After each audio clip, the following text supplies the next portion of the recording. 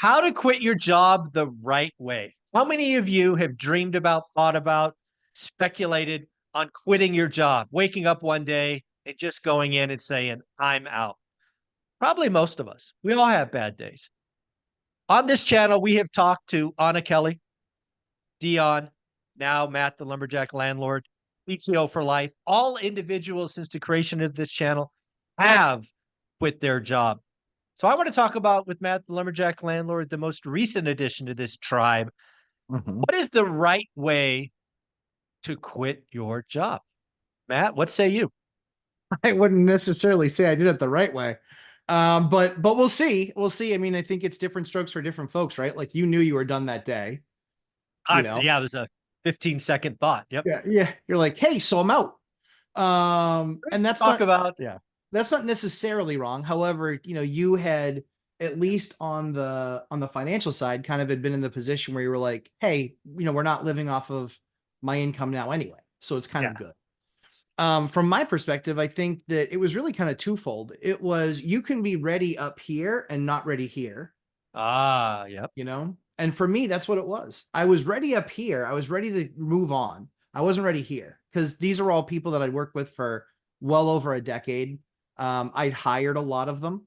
I, taught a lot of them a lot of things. I brought them through the organization. I, promoted admins to directors. They'd been there that long.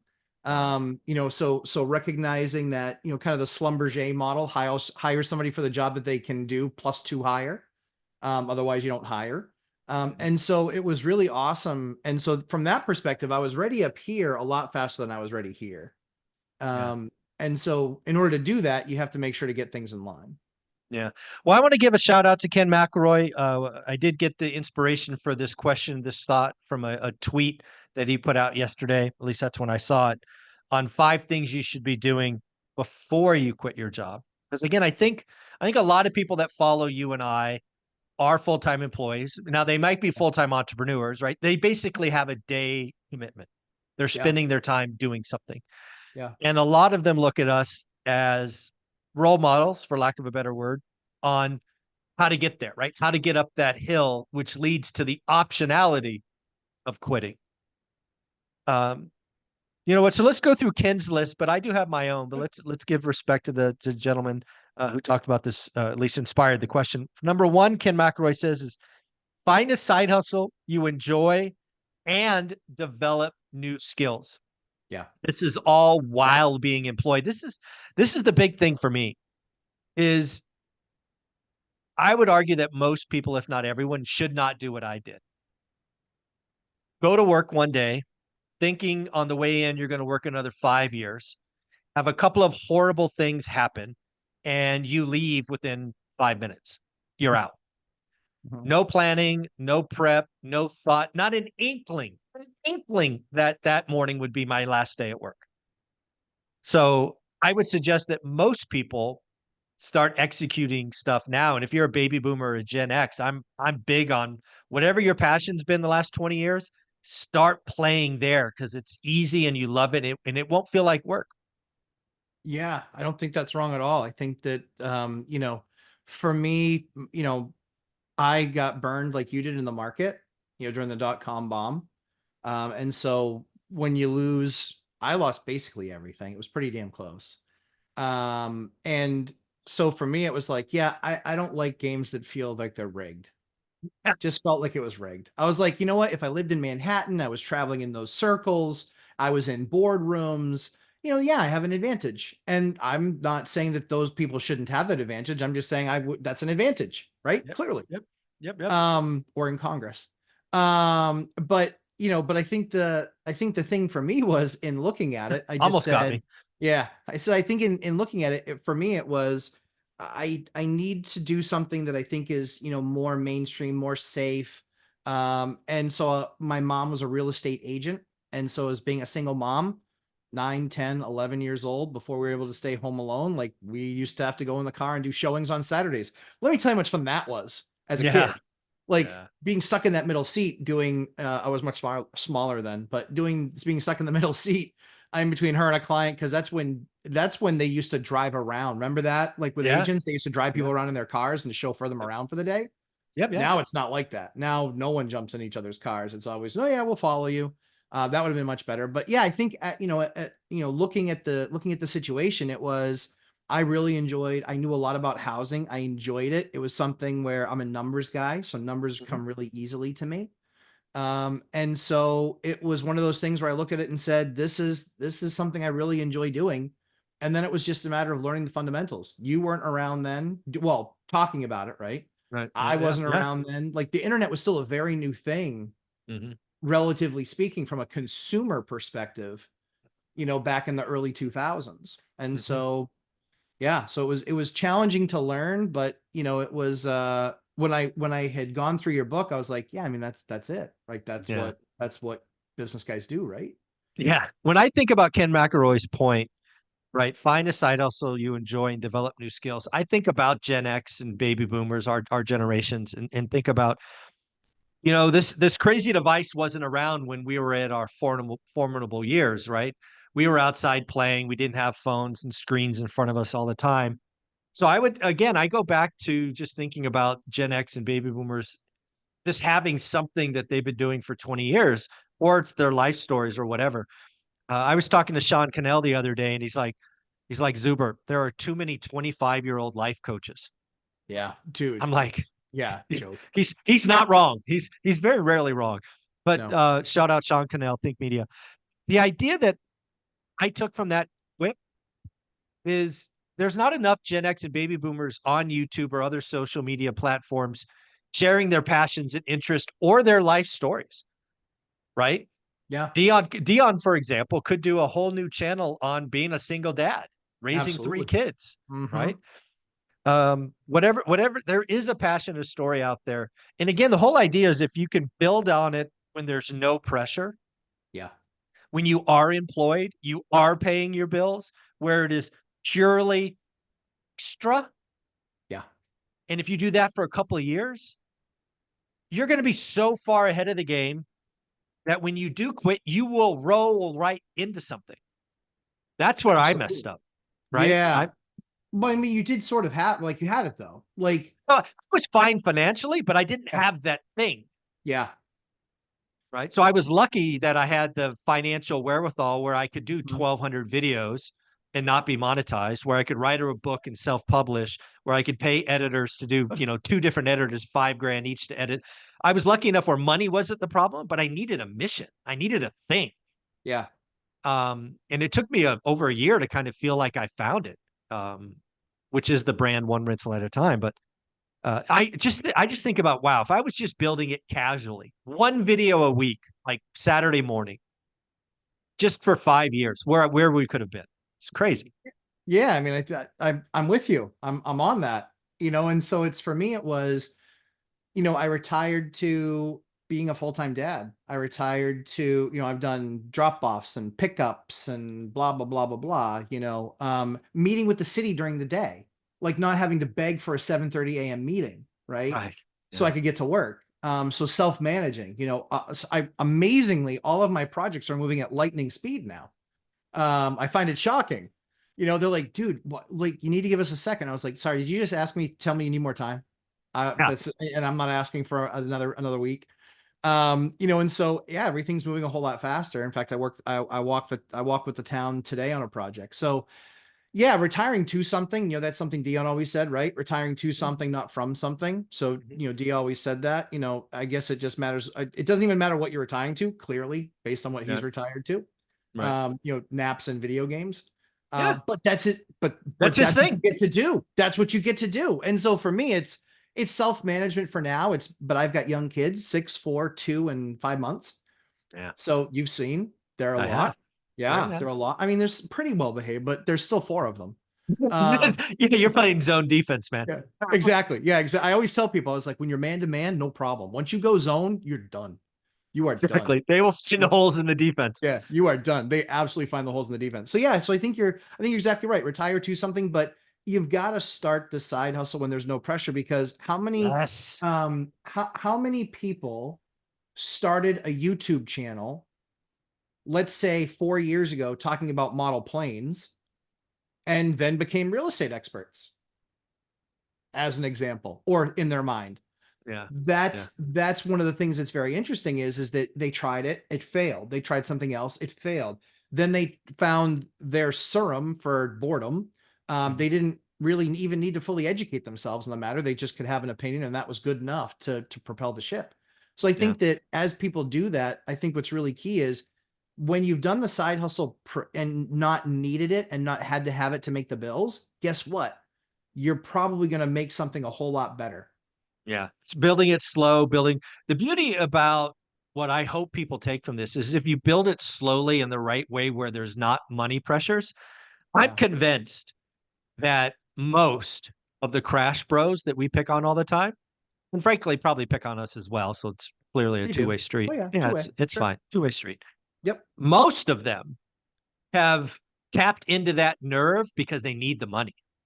I don't Yeah. think there's a crash bro out there that truly believes at this point what they're saying. I've gone to their channels, look back at the stuff they've been saying for 4 years, and 4 years been wrong. It's all the same crap for all the same reasons. Mhm. However, when you look at their numbers, they're making bank. Yeah. Folks, crash bros don't believe what they're saying, in my opinion, but they could be making upwards of $80,000 a month. That is a hard drug to get off of, right? They can't get off that. They can't suddenly say housing's going to be flat because nobody will watch. Their viewership will turn on them and it will be a horrible existence. But damn it, why should they change? The algorithm is feeding them daily views. They're making bank. They don't Yep. have to be right. It's an opinion. So again, I've always told people if you want to grow fast, be negative. If you want to grow and have impact, grow slowly, and that's okay. Look at the top 5 channels from 10 years ago. I don't have no idea who they were. Are they They around? don't exist. Most of them don't exist anymore, Mm, you know? And it's because they found something for a pocket in time that worked really well, and then it didn't. Or they yeah. said something to offend the horde, you Yeah. know? And that's the issue, right? Is that the best part of doing YouTube for me is that I don't need the money. Yeah. I do it to share my experiences. So hopefully some other people save money or Mhm. get encouraged that, yeah, I did it too. It's not rocket science. Is it hard work? Yeah. Yeah. Yep. It Does it is. take time? Yeah. Is Yep. it possible? Yeah. Yep. Do you have to learn a lot? Does the first 5 years suck? I've heard that somewhere. Yeah. Some guy said But that. that's the thing, right? Is that that's the opportunity that it is for people to really say, "Hey, I really love this. I wonder if I can monetize it. Hey, I really love X. I really wonder if I can monetize it." Yeah. And have there be an alternative. There's some, Scotty Kilmer. I'm not sure if you know who he is. He's a Mm. car guy. Okay. He's basically a retired mechanic, Oh, nice. Okay. and he's awesome. He is a total wingnut in the awesomest way. And he talks about, yeah, this car sucks, and here's the reasons why. And this car is pretty good because it's never in the shop, right? Mm. So he's out there giving amazing information. He's pretty entertaining, and he does, 10, 15, 20-minute videos on specific vehicles, but Nice. he's a mechanic. And so, but he's got like, I want to say he's got hundreds of thousands, if not a million subs. Nice. Good for him. And Yeah. he's And talking so about what he knows and loves. exactly. And it doesn't, he did it.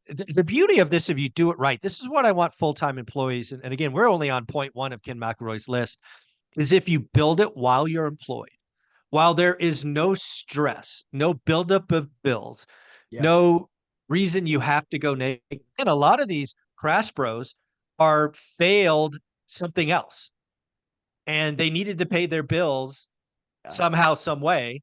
And they figured if they create fear porn, they'd get paid. And they're right. Yeah. I just happen not to want to live there, live in that just darkness. But it works. If you're comfortable doing it and you failed at other stuff, by all means, you do you. Let's go on to number two. This Yeah. one really, this one a lot of people get wrong. Again, shout out Ken McElroy. It's his list. We're just riffing off. Number two, prioritize financial stability before quitting. Oh This is yeah. obviously something you and I got right. And Yeah. Yeah. frankly, we're focused on and probably got really, really right, right? When you look at the needs versus what's coming in. Mhm. But there's a big, big push for entrepreneurs. Quit your job, burn the boats, be committed, rack up debt, you work harder. And I hate all kinds of that. I hate everything about that. 20 years ago, right? We're Silicon Valley guys. Mhm. 20 years ago, was there a developer in Silicon Valley that wasn't working 100 hours a week? No, Were they talking about work-life balance, Mike? no, no, Oh, no, not at all. you would see them emerge, bloodshot eyes, Oh, yeah. tweaking on caffeine. That Red Bull was invented for them, and Mhm. Monster Energy, and absolutely tweaking out, and some other illegal substances. But we saw it, right? And we lived it. You see that with the startup and that startup mentality. It is, I mean, Mike, it's like 110-hour work weeks. It is like 120-hour pushes. It is this crazy, committed from the bottom, but it's because they own the company. They got to make this idea work. And Mhm. then people wonder why you only have like 3 or 4 of those in your life that you can even do, whether they were successful Well, or fail. You shoot, only 2 or have 3 or 3. 4 of those. Most Yeah. most people can only do 1. The Yeah. true psychopaths can do a couple. Oh, It's a rough life. I've been in the it's valley hard. forever. It's rough. Yeah. It's really hard. But again, if you kind of look at it and you say, for their perspective, that's why they're living with 4 other people in a house in, the Bay Area, and they're Mhm. paying $800 in rent or $900 or $1,000 in rent. It's their part. And they're Yep. just like living off the base of the base, trying to do Mhm. anything that they can to get ahead. I think that, yeah, I think McElroy, again, I think he has it right, because for you and for me, you had your money right. So you could just essentially go, yep, we're ready. And Yeah. then for me, it was the head heart thing. And then it was, I think we've got our money right. But then I was like, you know what? If I have to throw everything at this, let's spend, last year was a spend a palooza, spent over 6 figures every single month, try on top of what we were on top of normal spend to get projects done. And Right. so that way I could slide into this year and just go, you know what? Yeah, now it can be okay. Now it's all right to make this move. Yeah. Yeah, when I think about this again, I go back to doing it the right way. And what want for the audience, when you quit your job, that money's not the thing. I also hope for you that you have a mission or you have a thing. And I just want you to realize that your mission, your thing, all you need is, a couple of thousand folks in your tribe, and you will you'll have so much fun. If you're a car guy, you're a model airplane or whatever it is that you get you which lights you on fire, there is a way that you can still feel like you're contributing, because that was the big deal for me, right? It Once the money was right, I still got depressed. And I feel like a loser saying that, but it's no less true, because I didn't have a mission. I didn't have a reason to wake up. And Purpose. that sucks. Purpose. Yeah. Yeah, sure. So again, make sure you have that thing. And again, I cannot imagine anything better than building it now for years, when you can build it slowly on purpose without pressure. And then let's just go back to the thing that drives me crazy is all of these entrepreneurs that hear Cody Sanchez or Gary Vee or Alex Hormozy or any of the others. And what they hear is quit your job, buy a business, go big. Now, I don't think any of those 3 are saying that. I don't think Gary, Cody, or Alex say that, but it doesn't matter. That's what the audience hears. And that's a recipe for disaster, Can be. right? Sure. Yeah. For most people, it will be. Right? You have no business sense. You've never had a business, and you're just going to go buy something or start something from scratch and hope it works out. It takes work. It takes luck. It takes execution. Most people aren't entrepreneurs, in my opinion. There are far more people that say they're entrepreneurs than are actually entrepreneurs. Yeah, I That think we're going just to find out in the next recession, as Gary Vee says, there's going to be a lot of people on their LinkedIn profile that are entrepreneurs, and suddenly they'll be employees. they're gonna have to be. And we see it. We see why. It's like, well, I don't like taking direction. Who does? I thrive off of being bossed around. No one said no one ever. And so I think that that's really critical. When you're looking at being an entrepreneur, the biggest misconception is that you're in charge. Yeah. Everybody owns you. Your tenants, if it's real estate, your tenants own you, the towns own you, the inspectors own you. Everybody owns you. Now, at the end of the day, you can decide whether or not to move forward with a project, or you can decide how you're going to handle the situation, which if you are indecisive, you're dead. Hmm. If you are afraid of offending people, dead. You have to be thick-skinned because you have to do, unless you are okay with somebody just basically giving you the bird and saying, I'm not paying your rent. Right. So it's one of those things that people, there's a lot of entrepreneurs that are really thin-skinned right now. And Yeah. and you saw it, But, right? There oh was yeah. never so much money in the last 3 years in that market of dumb ideas. It was almost like dot-com bomb, right? Yeah. Dumb ideas, tons of money, tons of valuations. In my space, I saw a company with a $4 billion valuation from nothing in 3 years. They went from zero to a $4 billion valuation. You know where they are now? In pieces in multiple companies because they had to break it up and sell it off. Well, let's just go to what we talk about on a lot of this channel, real estate. I would argue that iBuyers were a symptom of Absolutely. craziness, right? They raised a lot of money by selling stock when risk was zero. I mean, what did Zillow lose? Like $500 million? Half a billion. Yeah, only a It half a was billion. only half Yeah, a billion. They yeah. lit a $500 million on fire. So there's a lot of, when risk is zero, you know what? I just thought about this. I actually think the last 3 years, when I look at the risk profile of the dot-com era, was worse the last 3 years because it was Way more more free money diverse. and way Yeah, more free money. it Yeah. was more diverse, right? In the dot-com era, it was very much, hey, we're going to go take every tech company, throw a dot-com on it. It's dot-com, Webvan, all these things. And sure, Mhm. a lot of money got lit on fire, but in the grand economy, it was, this much. Yeah. The last 3 years was, we had all these SPACs, you had iBuyers, you had entrepreneurs, social media, blah, blah. It's just money was everywhere. And Everywhere. yeah, that's interesting to think about. I had not thought about that. Yeah, it was everywhere. And so everybody could do, and the other thing too was if you knew your rent was being paid for, Mhm. some of them thought in perpetuity, right? Yeah, I had one of Right. those. Yeah. Yeah. But they thought it was being paid for in perpetuity. So it was like, okay, my rent's covered, my gas is covered, my food is covered. And if you're wondering what I mean, gas assistance, Mhm. food stamps, Mhm. they're all things where people literally were just because all of these programs were flush with cash. Yeah. The government approved tens of billions of dollars and they put it into these programs. Yeah. They threw it. The economy was flush. So how It was fast the can we get rid of it? UBI test. Yeah, it Didn't go very was. Didn't didn't go go very very well. well. Yeah. 9.1% inflation is a result. Absolutely. But you look at it and you people that come away from it now, we're down to our last tenant that we got that way. And Mm. it's not looking good for her. She's way behind and now she's like, I don't know what you want me to do. I've reached out to every person, every group I know, and no one has any money to give me. Mm. No. Maybe you should have thought of that and go make some yourself. But Yeah. she got hooked on that free money.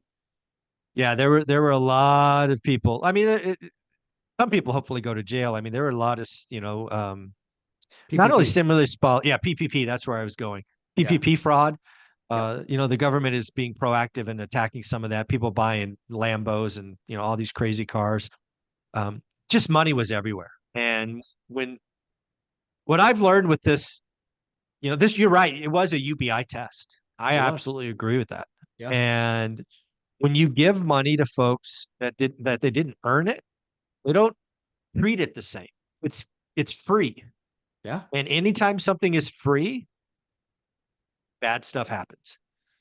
So, Yeah. pretty interesting. And the needs and wants thing, you've hit the nail on the head with that for years. Like that's how you and Olivia did it. We're Oh yeah. amazing at doing it. But I'm seeing the list of the things that it's being justified of why the rent couldn't be paid.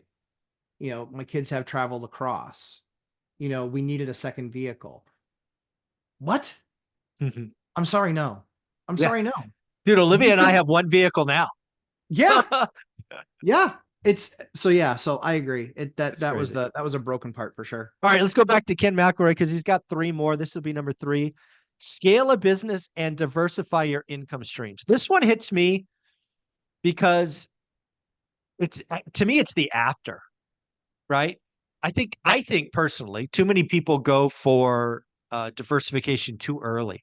Agree. Uh, I've been lucky enough over the last 5 years to hobnob with people worth somewhere between 10 and 100 million bucks. I haven't met a billionaire yet, maybe someday. But everyone I've ever talked to I'm when we working get on it. be yeah, I'm working on it. Yeah, I'm working on it someday. I haven't met a billionaire yet, at least not that I know of. No. Actually, I met Meg Whitman, but that's a different story. So where I was going with this is nobody I've met that's worth 10 to 100 million bucks did it with diversification. They all did it in one silo. It might have been stocks, right? So when I Mhm. say diversification, I'm saying like stocks or business, all of this. Like for you and I, it was real estate. And then Mhm. at some point when you're good, you diversify. Yes. So that's how I read that. But what do you think? Scale a business and diversify your income streams. Number 3 from Ken McElroy. Scale a business, yes. Diversify, sort of. It depends on how you diversify. What that means is if you are a if you're big into sports cards and that's how you made your millions was in sports cards. And now you want to go talk about flowers. Hmm. Probably not the best idea. No. Flowers in all likelihood are going to remain because now you're doing double work. Yeah. What you want to do in another revenue stream is you want it to be aligned with your core business and then have that add value to your core business. That's what's best. You know, you and I didn't come out with courses on flowers. We came out with courses on real estate. So it's like, okay, real estate revenue, then course revenue and channel revenue and this and that and the other. And you see all these things start to line up and you say, okay, that's diversification. However, they are dependent on each other, but then you can see which one of those ones you fall in love with. And you're just like, this one's now the new passion. And it's like, then you have the core business supporting that, but you still have that pin action where you can then grow these other parts of the business, you know? And I Yeah. think that that's the mistake that people make is they want to go from, you know, even us as real estate investors, we're diversified. You know, I've got Section 8 retirees, the shipyard, corporate tenants, market tenants, Section 8 tenants. And it's like we have 6 different tenant streams that are tenant pools that we pull from. So that business is diversified and it's become much more like an exchange or like a what's the word I'm looking for? Not exchange. Like the S&P, an Right. index. It's Index. become much more Index. like an index and even though it's in this sector, Yeah. right? So I think that that's the thing. I think, yes, I agree with that, but grow first. And then if you're doing something where you're adding another revenue stream, it's got to be something to do with that core revenue stream. Yeah. When I think about, again, what we've done on Dion, right? All folks that have already kind of gotten to that have quit their job, frankly, and quit their job during during the time we've been talking is a lot of them scaled their business and got there, and then they did other things as offshoots, Yes. right? And again, I'm telling folks, baby boomers, Gen Xers, to go create your passion, your hobby, your thing, focus, do one thing, and then over time that will grow and then it will give you opportunities. For example, again, I've already admitted that I quit in a moment's notice, had no plan. I've already admitted that I did 1,200 videos before I was monetized on YouTube. How many of you do 12 videos and complain? I did 1,200. But since I've done that, offshoots of that is I wrote 2 different books. Mhm. I've done 3 or 4 different courses. We've done referrals or affiliates. We've done live events. We've done virtual events, right? All of these things. And oh, by the way, I've raised private money and I found deal flow. All of these things are built around that first thing of 1,200 videos. So that's why I want people to get started. And again, you don't find your voice right away. So Right. grow that thing for years, and then there will be opportunities to pivot in profit, frankly. Absolutely. A jack of all trades is a master of none, but a jack of all trades is better than a master of one. Ooh, look at you dropping wisdom. All right, number 4. Focus on building a real business for long-term financial freedom. I would think that that's the goal of any business, frankly Right. speaking. Well, I Um, think where he's going for is if you go back to number 1 is a side hustle, right? So mhm, what I think he's saying there is don't chase fads, don't be don't be fake. Don't just try something because it's hot for a minute. agreed. That's where I think he's going is You do you and be authentic, and it will come, right? Build a real business on something you really care about. I think that's where he's going with that. Yeah, I think so. I mean, passion first, right? Passion first, because if you're just in something for the sake of being in something, like you might hate real estate investing. You Yeah. might hate being a landlord. You might hate working with PMs. You might hate the fact that the market does this or tenants do that or whatever. And you get into it for a year or two. That's why Mike and I would tell you, don't go out and buy 5 properties. Buy one. One, just one. You Just don't one. need 10, Stop. you need Just just wait. one. Just Yep. figure it out. Let it. There's a reason the banks aren't idiots. They let you season the property for 6 months to a year. All They right. want to see, okay, is this person going to be able to handle this? Or do they know what they're in for? And the first 5 years suck. And then the next 5 get a whole lot better. And then the next 5, it just gets downright jubilant. Yeah, Uh, exactly. Yep. but yeah, I think that that's right. I think that, the goal always is in any business. Now, I'm not a big goal setter. So when I set out for the house thing, it wasn't even to necessarily retire early. It was just, I was like, I just wanted something else to do and somewhere else to put my money and something I could enjoy. Yeah. Yeah. I couldn't agree more. Again, folks, if you're going to do what we're talking about, quit your job the right way.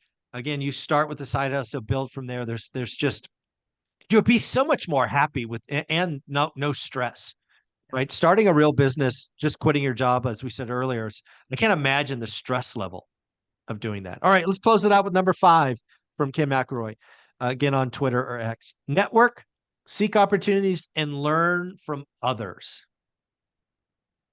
Yes. Yes. Network. Yep. I remember sending you an email saying, hey, love your show. You don't have anybody from the East Coast on. I want to participate. Pretty please. And Pretty, you were yeah. and you were great. You were like, we'll have a conversation. And then you were like, yeah, let's just do this. And I was like, okay. I was like, sure, sounds good. Weekly, baby, weekly. Yeah, Yeah. And the cool thing is like I learned what's going on in the Fresno market. I learned what's going on in the California market. I learned what's going on. But now we're a sum of all the other investors that we help. oh yeah. Right. So what's gotten ridiculous is I never would have in a billion years ever wanted to talk about Gary, Indiana. I didn't know Gary, Indiana even I didn't existed. know it existed. Didn't know it existed in all honesty. And then so, but talk to Mike about it probably once a week, Yeah, about whatever he's doing in one of his projects. And so, and that's cool. And so it's been awesome from that perspective because it's, all over the country, Tallahassee, Jacksonville, Austin, Houston, Dallas, like all these different Detroit, Chicago. I mean, all these places, and then stuff that's like suburb. So yes, absolutely network. I think that the thing that most newbies get wrong is they don't understand the importance and the value of that piece. That's what yeah, the newbies get wrong the most. They feel much more comfortable asking the question in a chat group or a chat room. Stop. yeah. Stop. That's Meet in real important. life.